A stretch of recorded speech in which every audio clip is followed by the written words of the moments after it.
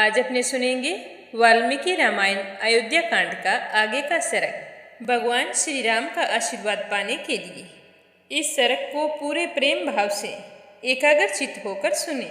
बोलो गणेश भगवान की जय हो। बोलो सियावर रामचंद्र भगवान की जय हो। हनुमान जी बाबा की जय हो। श्री राम दरबार की जय हो।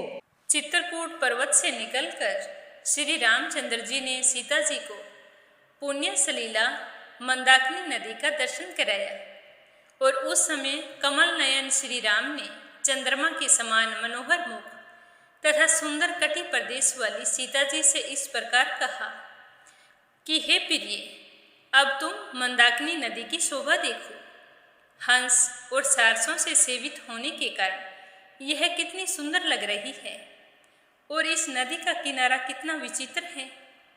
तरह तरह के फूल इसके किनारों की शोभा बढ़ा रहे हैं। फल और फूलों के भार से लदे हुए तरह तरह के वृक्ष हैं जो तटों को घेरे हुए हैं। यह मंदाकिनी नदी कुबेर के सुगंधित सरोवर की भांति सब ओर से सुशोभित हो रही है। वो देखो, अभी अभी हिरणों का झुंड यहाँ से पानी पीकर निकला है और जल को कितना धुंधला कर दिया है, और थोड़ी देर बाद देखना ये जल कितना सुंदर हो जाएगा। यह रमणीय घाट तो मेरे मन को बड़ा ही आनंद दे रहा है। हे प्रिय, उधर देखो, जटा मृगचर्म और वल्कल धारण करने वाले महर्षि इस समय यहाँ आकर मंदाकिनी नदी में स्नान कर रहे हैं। और ये दूसरे जो मुनि हैं जो कठोर व्रत का पालन करते हैं, नित्य नियम के कारण दोनों भुजाएं ऊपर उठाकर सूर्य देव को नमस्कार कर रहे हैं। हवा के झोंके से जिनकी शिखाएं झूम रही हैं, जो मंदाकिनी नदी के उभय तटों पर फूल और पत्ते बिखेर रहे हैं, यह सब देखकर मुझे तो ये लग रहा है जैसे यह पर्वत नृत्य कर रहा है। देखो, मंदाकिनी नदी की शोभा कितनी सुंदर है। इसमें मोतियों के समान स्वच्छ जल बहता दिखाई देता है। कहीं यह ऊंचे कगारों से ही शोभा पाती है, वहाँ का जल कगारों में छिप जाने के कारण दिखाई नहीं देता, और कहीं पर सिद्ध जन इसमें आकर स्नान कर रहे हैं तो यह उनसे व्याप्त दिखाई देती है। फिर भी मुझे तो बड़ी ही सुंदर लगती है। हे देवी, देखो, वायु के द्वारा उड़ा कर लाए हुए ये फूल किस तरह मंदाकिनी नदी के दोनों तटों पर फैले हुए हैं, और कुछ फूल पानी पर तैर रहे हैं। हे कल्याणी, ये देखो, मीठी बोली बोलने वाले चक्रवाक पक्षी सुंदर कलरव करते हुए किस तरह नदी के दोनों तटों पर आरूढ़ हो रहे हैं। हे सीता, मुझे यहाँ पर प्रतिदिन चित्रकूट और मंदाकिनी का दर्शन हो जाता है, और तुम और लक्ष्मण मेरे साथ हो, तो मुझे तो यह समय अयोध्यापुरी के समान ही सुखद जान पड़ता है। इस नदी में प्रतिदिन तपस्या, इंद्रिय संयम और मनोनिग्रह से संपन्न निष्पाप सिद्ध महात्माओं के आने जाने से इसका जल विक्षुब्ध होता रहता है। चलो, तुम भी मेरे साथ चलो, हम इसमें स्नान करते हैं। एक सखी दूसरी सखी के साथ जैसे जल क्रीड़ा करती है, उसी प्रकार तुम मंदाकिनी नदी में उतरकर इसके लाल और सफ़ेद कमलों को जल में डुबोती हुई इसमें स्नान क्रीड़ा करो।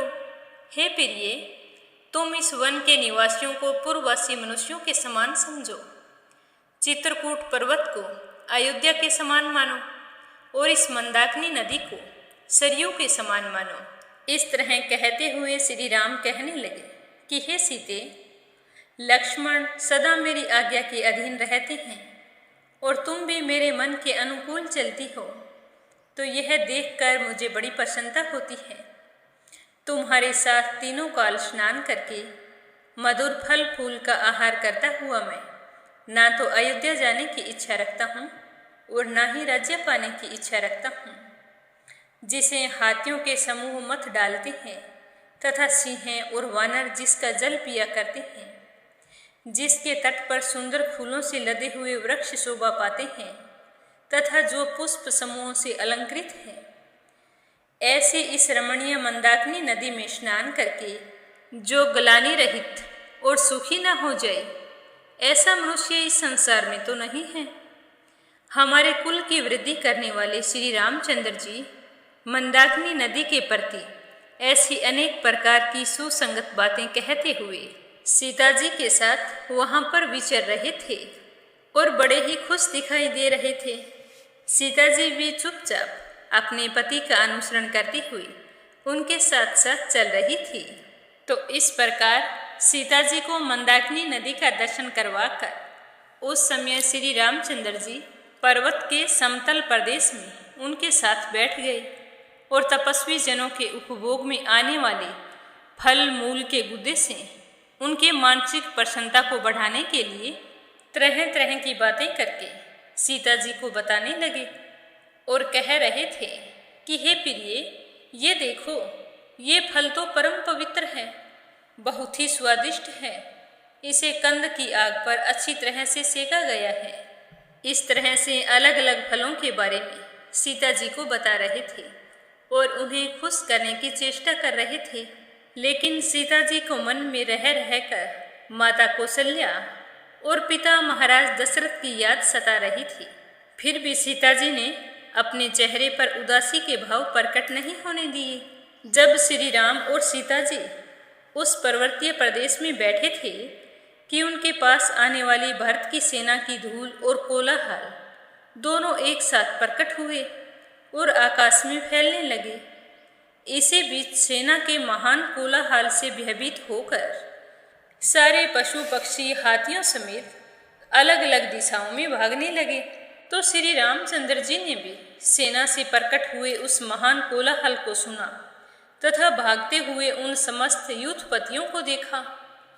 उन भागे हुए हाथियों को और उस महाभयंकर शब्द को सुनकर लक्ष्मण से कहने लगे कि लक्ष्मण, देखो तो सही, यह भयंकर गर्जना के साथ कौन गंभीर तुमुल नाद सुनाई देता है।